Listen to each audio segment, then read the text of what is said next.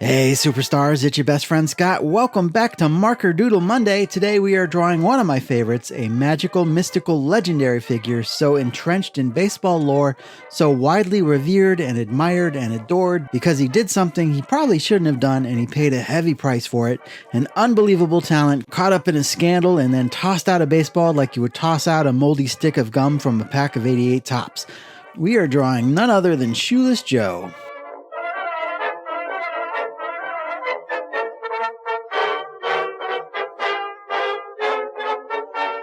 This one is a gift from someone to someone else, and I think everybody in the equation knows what's going on, but I don't know, man. I just work here, and I don't want to give any secrets away. But the task was to mimic the look of the 1917 Boston store Joe Jackson baseball card, or at least be inspired by that card. So that's what we're doing.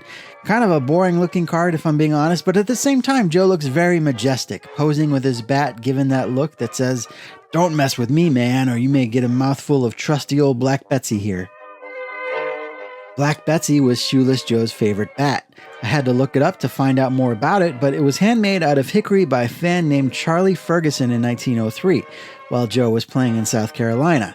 Old Charlie knew that Joe liked to use black bats, so he stained it with tobacco juice.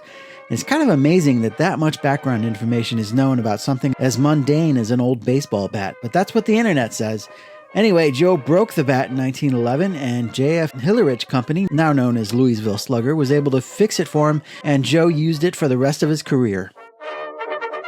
Now, I realize that this is Shoeless Joe, and I've drawn him with shoes on his feet. Mrs. Reindeer questioned the logic there, and I explained to her that he got that nickname because he had these shoes in the mill leagues that he played in before he got to the majors, and the shoes gave him blisters, so he opted to play in his socks. Another crazy legend, but if it's any consolation, I didn't wear shoes while I drew this one.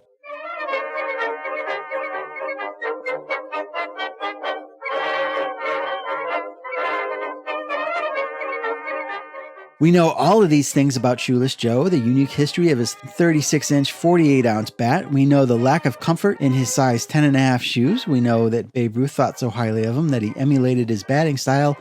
I know that Ray Liotta looks nothing like Shoeless Joe, and I think Liotta did an excellent job in Field of Dreams, and that still bugs me, but I digress. What we don't know for sure is what Joe's real involvement in the Black Sox scandal was.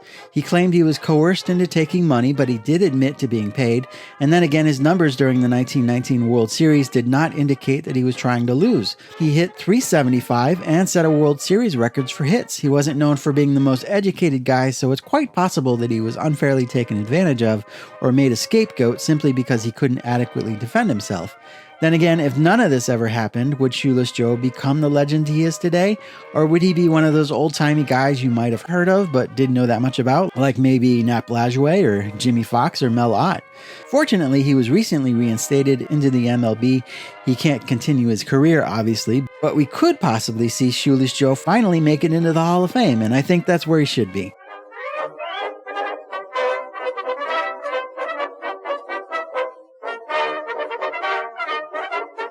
Sales pitch time. This piece was commissioned and paid for, but as usual, I am offering some signed and numbered custom cards with this art, and those are available on my website, reindeerstudios.com, while supplies last, and the link is in the description below. You should buy one because Playing Days Shoeless Joe cards are insanely expensive, and this is just as good.